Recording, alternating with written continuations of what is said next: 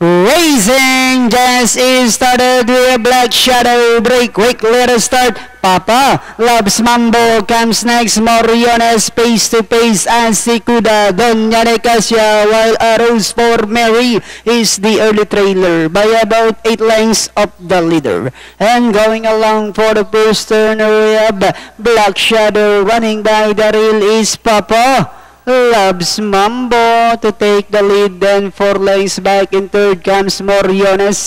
Pace to pace Arrows for Mary. Then comes Sikuda, while Doña Nicasia now racing in last. Back to the leader we have Papa Loves Mambo maintaining a half-length lead. Black Shadow is on the outside, face to face, now trying to get closer in third.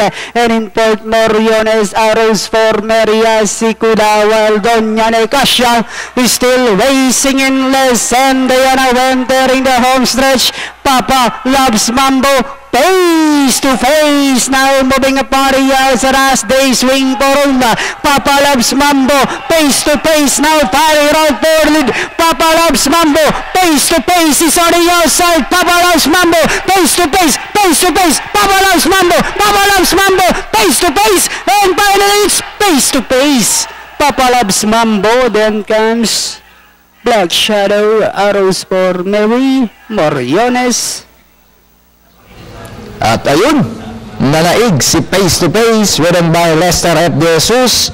Then segundo nga, 1A, Papa Loves Mambo, Black Shadow at Moriones. Papasok para sa inyong quartel. Panoorin natin, instant replay. Ito ang ating race.